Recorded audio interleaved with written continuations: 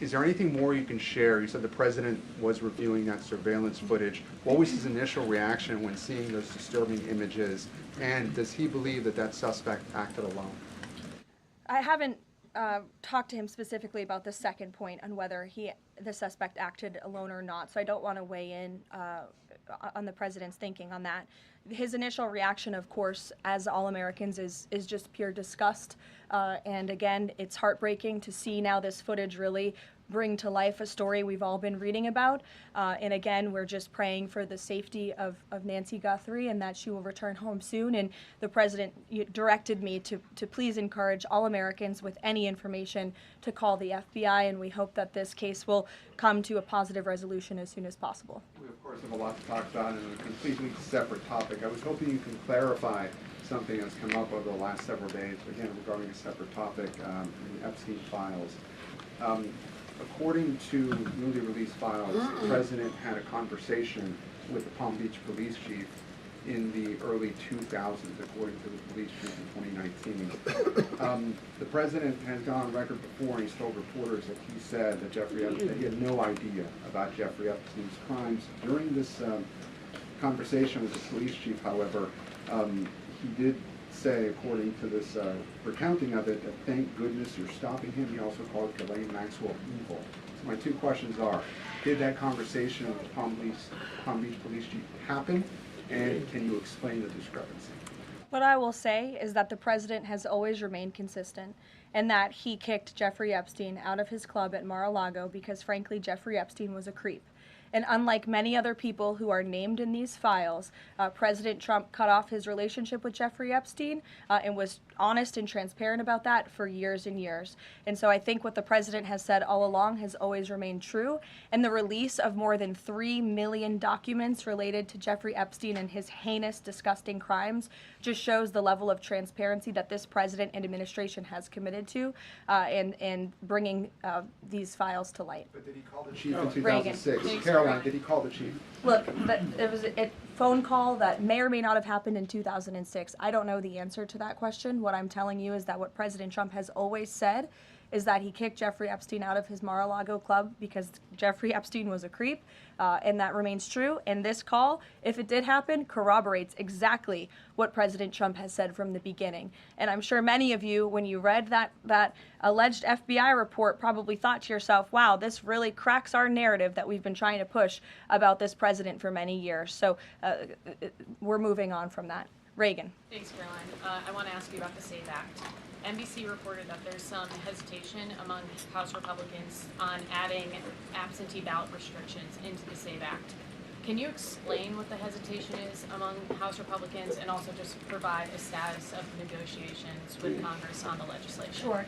I can't speak for House Republicans, Reagan. I can obviously speak for the president, who is quite possibly the strongest supporter of the Save America Act, which, as you know, would require proof of citizenship to register to vote. It would require proof of identification, a photo identification before casting a ballot.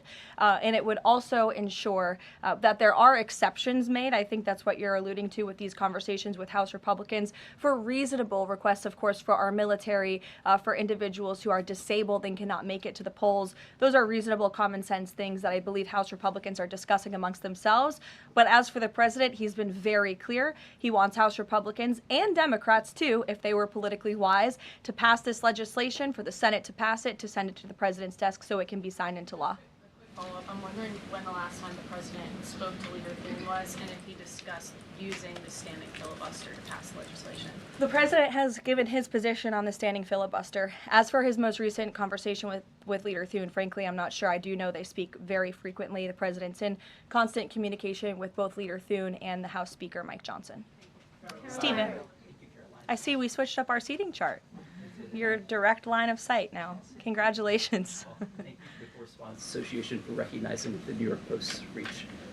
I've got two questions for you, one about the Guthrie case and then another about infrastructure. On the Guthrie case, does President Trump have a warning to the culprits here about what would happen to them, what federal consequences they would face if they do not release Nancy Guthrie unharmed? I think anyone who was involved in this depraved crime, this abduction, of course, we want to be seen held to the fullest extent of the law possible. And on infrastructure, can you explain why President Trump asked Chuck Schumer to help him rename Penn Station and Dulles Airport after himself? Why is he interested in having his name on those two buildings? And why are the Gateway Tunnel funds the proper point of pressure to get that tapped? To your first question about the renaming, why not? It was something the president floated in his conversation with Chuck Schumer. As for the funding, the president has addressed that separately himself. Danny. Thanks. Today, the vice president's account posted and then deleted a tweet about the Armenian genocide. And then last week, President Trump's Truth Social account posted and then deleted a racist video about the Obamas. And the White House again blamed that on a staffer. I wanted to ask you, does the White House have a social media problem at the moment? Do you have an auto-posting problem that's leading to these mistakes? No. As for the Armenian tweet that you're referring to, I would just refer you back to the White House's message that was issued on Armenian Remembrance Day, and there's been no change of policy at this time. Mary? Thanks, Caroline. When the president goes to Beijing in the spring, does he have plans to try and advocate on behalf of Jimmy Lai, who was just sentenced to 20 years yesterday? This is something I've heard the president advocate for both publicly and privately. I had the honor of being in that meeting with President Trump and President Xi in South Korea that took place, and this was brought up by the president himself. It is important to him, and he looks forward to visiting China in April. Go ahead. Thanks, Caroline. So some Republican lawmakers from Nebraska have said they're worried that the Argentinian beef executive order will sideline some American ranchers. How will the Trump administration make sure prices go down for consumers without harming those ranchers? Of course. Well, both things can happen at the same time. That's the president's belief. He wants to see prices come down. In fact, I just overheard him on the phone with Secretary Rollins. They were talking about something different, but he's always saying we got to make sure that prices continue to come down. As you know, Secretary Rollins successfully did that with respect to egg prices. Beef prices are coming down slightly, and the president wants to see that continue.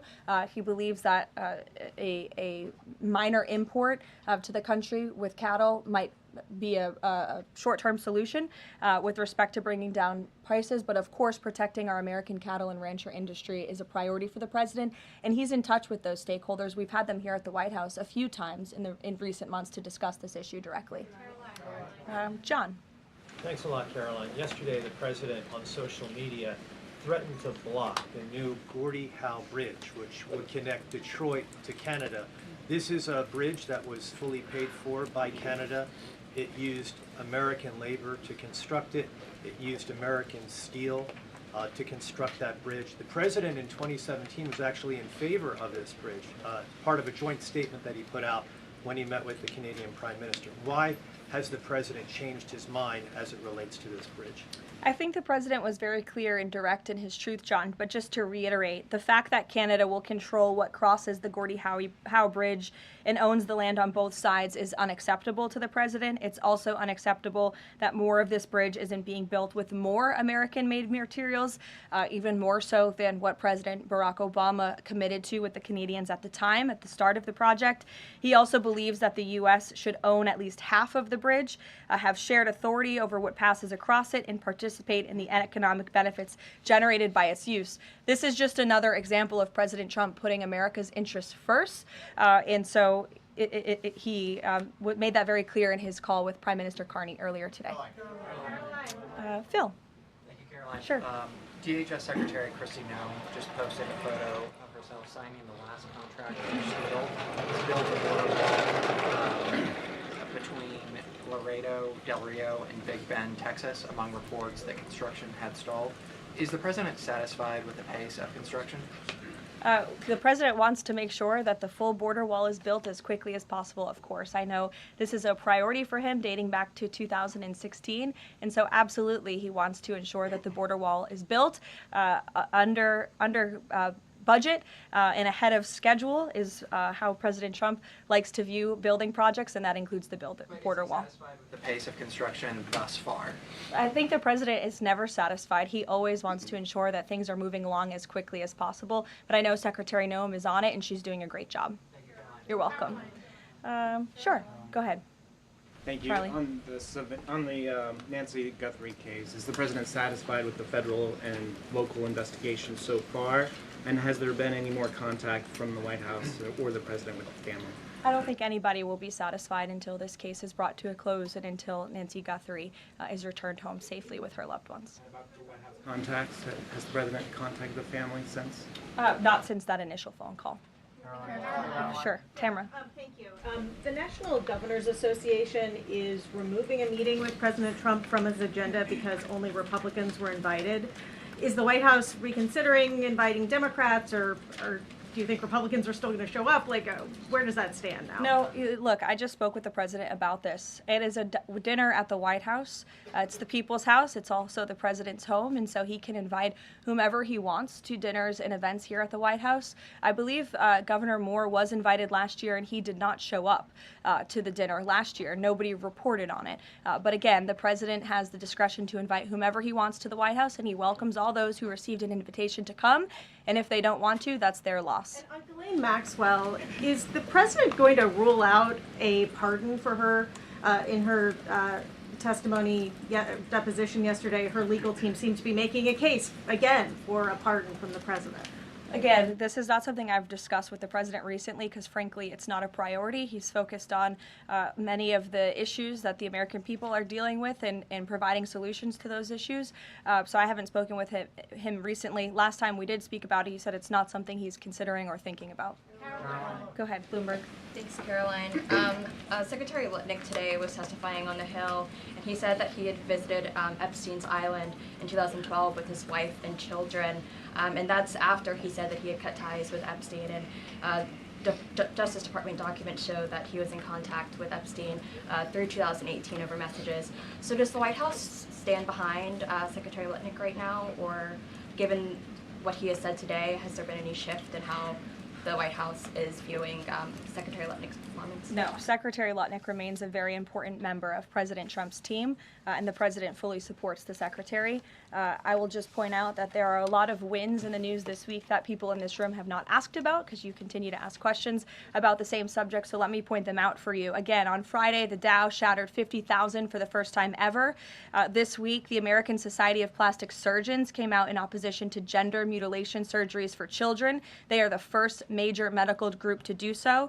A federal appeals court today, nobody asked about that, just upheld the Trump administration's policy of detaining illegal aliens, validating the strong measures that have driven illegal crossings to historic lows, and sent a crystal clear message that under President Trump, if you enter the country illegally, you will be detained and removed.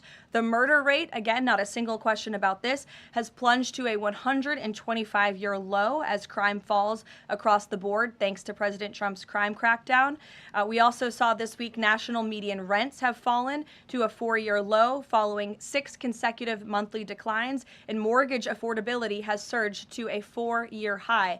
Home ownership is the core foundation principle of the American dream, and I will repeat that mortgage affordability this week surged to a 4-year high, but not a single of mention of that in this briefing room today. And again, this came out last Friday, but for an unprecedented 9th straight month, there were 0 illegal border crossings at the southern border. So we're going to get back to business. The president is very busy today, and you will see him all tomorrow at the event in the East Room touting his administration's energy policy. Thank you.